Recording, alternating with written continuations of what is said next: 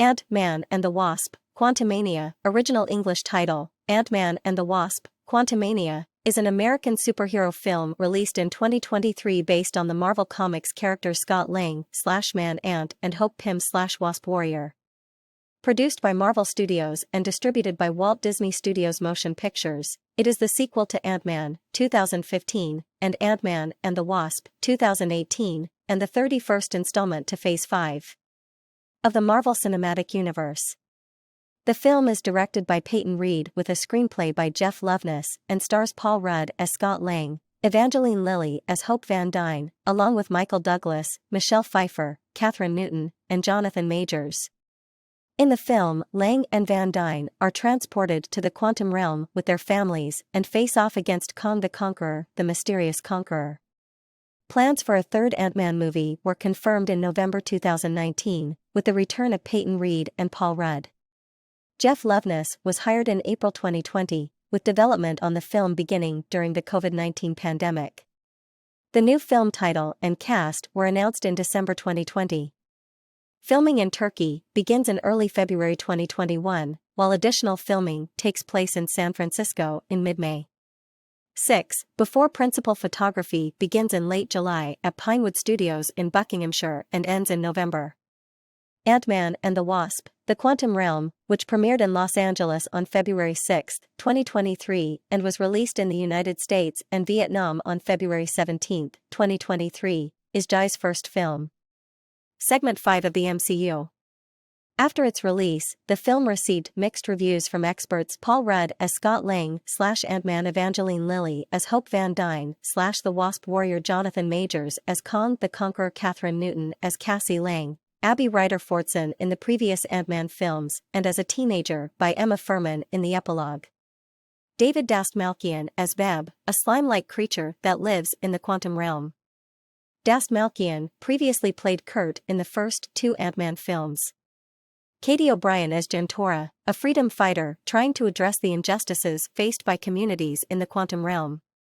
William Jackson Harper as Quaz, a psychic living in the quantum realm. Bill Murray as Lord Kryler, governor of the lavish Axia community in quantum realm, who has a history with Janet Van Dyne in quantum realm. Reed believes that Murray's character represents a person's past who is always looking, a way to reappear, and that the film's theme is about secrets between family members and how they are affected by them. Michelle Pfeiffer as Janet Van Dyne, Pym's wife, Hope's mother, and the original Wasp, who has been lost in the quantum realm for 30 years. Corey Stoll as Darren Cross /Modok, Pym's former student, who was shrunk down to subatomic size in the quantum realm and turned into a mutant, cybernetic enhanced individual with an oversized head format, is called Modok.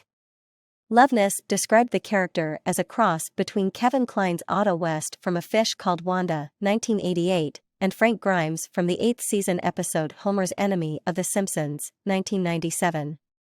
Loveness felt that Modok was his favorite character in the movie because they added a little to him, and said that Modok's ego would collapse throughout the movie whenever he was challenged. But like Otto West easily kills a real loose cannon. Michael Douglas as Hank Pym, a former S.H.I.E.L.D. agent, entomologist, and physicist who becomes the first Ant-Man after creating the suit. Scott Lang has become a successful author and lives happily with his girlfriend Hope Van Dyne. Lang's daughter, Cassie, became an activist, which got her arrested, and Lang had to bail her out. While visiting Hope's parents, Hank Pym and Janet Van Dyne, Cassie reveals that she is working on a device that can communicate with the quantum realm. Upon learning of this, Janet panicked and tried to turn off the device, but the message was received, leading to a portal opening and dragging the 5 of them into the quantum realm. Father and son Lang are found by natives revolting against their ruler, while Hope, Janet, and Hank must traverse a vast city to find answers. Hope, Janet, and Hank meet leader Kryler, a former ally of Janet, who reveals that things have changed since she left and that he is now working for Kong the Conqueror, a variable body of He Who Remains, the Remains. The 3 are forced to flee and steal his ship.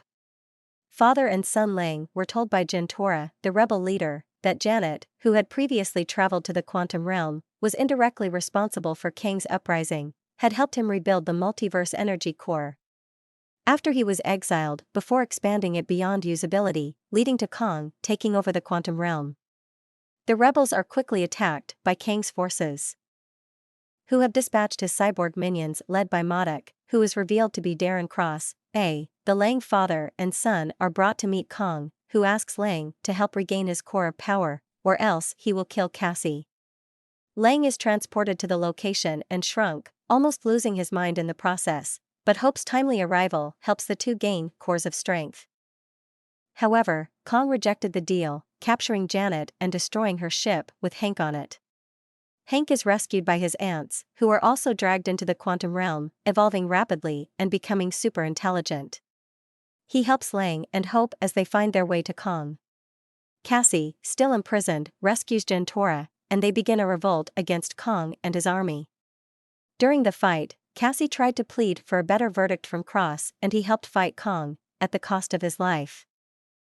Janet fixes her strength core as she, Hank, Hope, and Cassie jump over, but Kang attacks Lang, nearly knocking him into submission.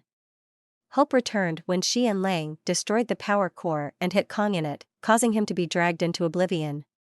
Cassie reopened the gate for Lang and Hope to return home. As Lang happily moved on with his life, he began to rethink what Kang had told him about Kang's death as the beginning of something terrible to happen, but he indifferently brushed it off. Aside, meanwhile, many variants of Kang sympathize with the death of one of them and plan their multiverse revolt. In a post-credits scene, Loki and Mobius M. Mobius discover another variant of Kang named Victor Timely in the 1920s. What's interesting about the Ant-Man movies is that the premise for the early stories is always family-oriented, the small but influential events that follow.